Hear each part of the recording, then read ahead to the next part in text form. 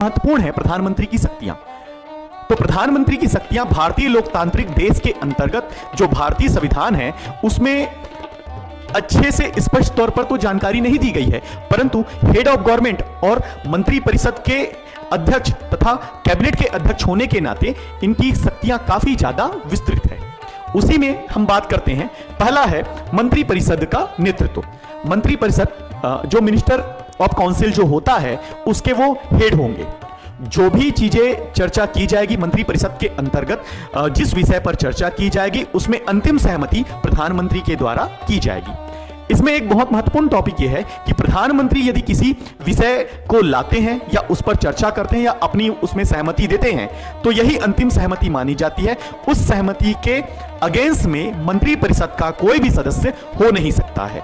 यदि उस विषय के अंतर्गत जिसमें मंत्री परिषद का कोई भी सदस्य प्रधानमंत्री के विचारों से असहमत हो रहा है तो यह मान लिया जाता है कि वह मंत्री परिषद के सदस्य से उनको हटा दिया गया है या वह त्यागपत्र दे देंगे। यह बहुत महत्वपूर्ण है। दूसरा यह बताया गया है कि जो भी मंत्रिमंडल की अध्यक्षता करना और सरकारी नीतियों को आकार देना।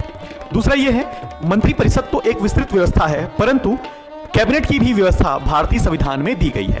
तो मंत्री परिषद के जो महत्वपूर्ण क्षेत्र हैं जैसे रक्षा, वित्त, गृह मंत्रालय, वित्त मंत्रालय, ऐसे महत्वपूर्ण जो मंत्रालय है उन सभी को लेकर एक छोटी टीम बनाई जाती है, उसी को कहा जाता है कैबिनेट या मंत्रिमंडल।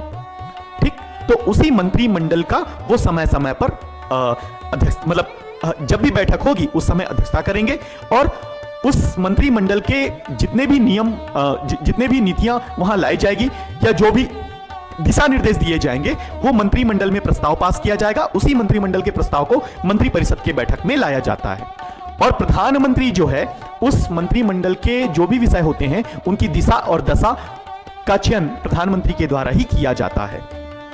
ठीक, नेक्स्ट है मंत्रियों को पोर्टफोलियो आवंटित करना और उनके काम के समन्वय स्थापित करना। यह बहुत महत्वपूर्ण है। जैसे कि मैंने आपको बताया है कि प्रधानमंत्री की अनुशंसा से किसी भी भारतीय नागरिक को मंत्री बनाया जा सकता है और यह भी शक्ति दी गई है प्रधानमंत्री को कि प्रधानमंत्री किस मंत्री को कौन सा मंत्रालय देंगे, उस मंत्रालयों की सीमा क्या होगी, वो सभी जो क्षेत्राधिकार जो तय किए जाएंगे वो प्रधानमंत्री के द्वारा ही तय किए जाएंगे। यह उनकी विशेषाधिकार की शक्ति है। तो पोर्टफोलियो को टोटल मैनेजमेंट करना यह प्रधानमंत्री का स्वतः अधिकार होता है।